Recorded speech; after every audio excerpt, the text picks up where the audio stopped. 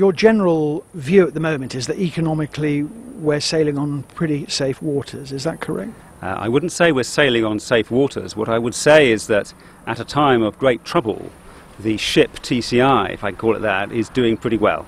The economy grew by 4% last year, it grew the year before, and it's set to grow a bit this year. We have a fiscal surplus.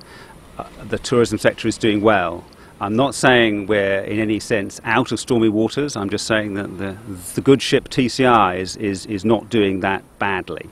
However, TCI is a country which, while it wants to generate capital internally, realistically will have to import capital, inward investment if you will. Therefore, one of the roles of the government is to create the circumstances such that people want to invest on TCI.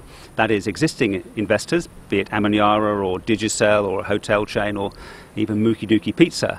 But also we want to be able to offer to investors abroad an attractive proposition here.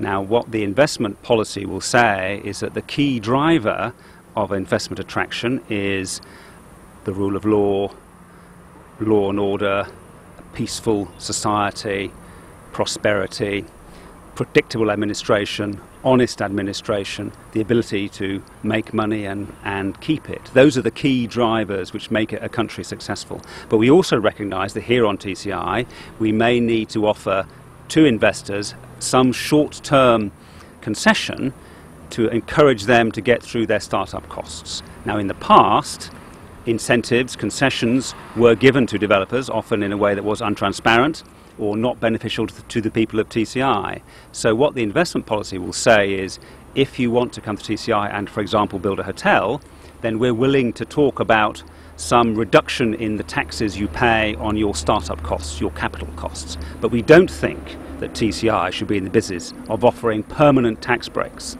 to some investors here. Therefore, what we need to do is to be attractive enough to bring to us investment, but also to make sure that investment is sustainable, that it's in the interest of the people of TCI, and that we allow people to come here and make money. And just as important as the incentives, and let's be clear, an incentive is taxpayers' money. An incentive is a gift of taxpayers' money to an investor.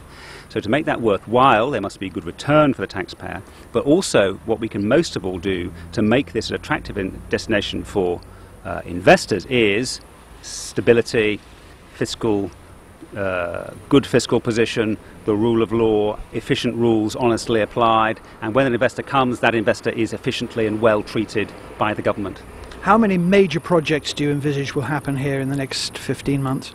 In the next 15 months, it's difficult to say how many there will be in the next 15 months. Certainly there have been several significant investments so far this year. We had the FBO, $15 million earlier this year. The airport was spending $10 million. There's been a significant investment by Digicel here. Amaniara are planning to spend about $11 million. There's quite a lot going on. There are a number of potential investors who we are quite close, I think, to an agreement with. So I'm sure we will have more good news in the near future to follow the last week's good news, which was GU Med setting up a medical university here on TCI. And that is quite an interesting piece of diversification of our economy.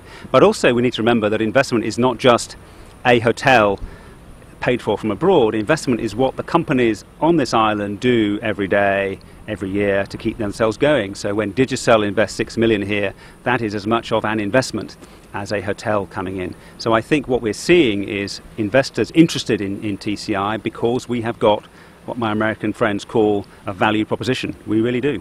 Has anybody within the administration taken note of the major international news story running this week, namely also today, about the fact that very, very wealthy Chinese, the very wealthy ones from mainland China, are going to be offered incentives to move, to resettle in countries such as Australia, USA and the United Kingdom?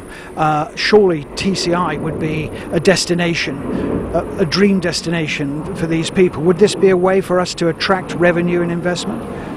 I think this really is a very interesting question. It's a global question.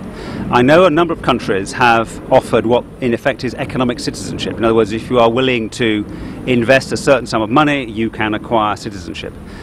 When we had the consultation about the pathway to citizenship on TCI here earlier this year, the strong view of the people of TCI, of the voters, was that they did not want to be in a situation where we were seen to be selling our citizenship.